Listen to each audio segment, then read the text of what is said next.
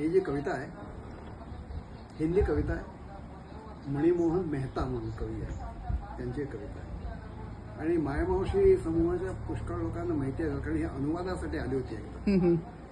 मी या कवितेचा अनुवाद पण केला मराठीत. पण मी आज तुम्हाला एक मूळ कविता जी मणिमोहन मेहताची आहे ती आहे.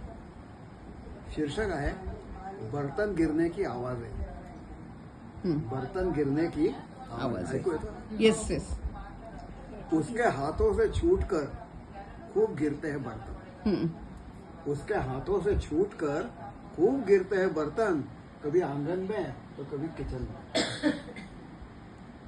फर्श पर गिरने के बाद हर बर्तन की फर्श पर गिरने के बाद हर बर्तन की अपनी एक खास आवाज और उसकी खिलखिलाहट.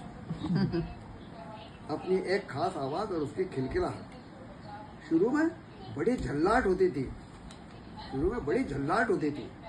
फिर धीरे धीरे मैं भी अभ्यस्त हो गया इन आवाजों का. अभ्यस्त ही नहीं बल्कि सिद्ध हो गया. अभ्यस्त ही नहीं बल्कि सिद्ध हो गया. अब तो हालत यह है कि वहां से आती है कोई आवाज और मैं बताता हूं उस बर्तन का नाम. धीरे धीरे ही सही, पर अब जान गया इसमें कुछ अजीब नहीं है. धीरे धीरे ही सही, पर अब जान गया इसमें कुछ अजीब नहीं है. हमारे हाथों से भी छूटती है चीजें. हमारे हाथों से भी छूटती है चीजें. कभी कलम, कभी चश्मा, कभी किताब. अब देखो ना कविता लिखते हुए अब देखो ना कविता लिखते हुए छूट जाते हैं कितने ही जरूरी शब्द, प्रतीक, बिंब, मिथक और विचार. अब देखो ना कविता लिखते हुए ही छूट जाते हैं कितने ही जरूरी शब्द, प्रतीक, बिंब, मिथक और विचार.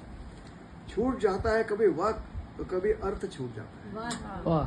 छूट जाता है कभी वक्त तो कभी अर्थ छूट जाता है. और कभी कभी तो हद ही हो जाती है.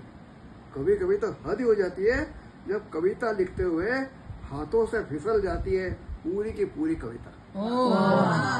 क्लासिक.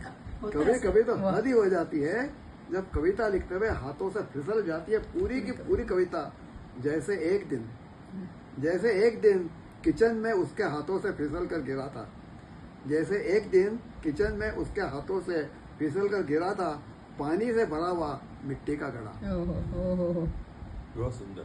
और फिर कई दिनों तक मन में बनी रहती है. और फिर कई दिनों तक मन में बनी रहती है छूटी हुई कविता की अनुगुंज. छूटी हुई कविता की.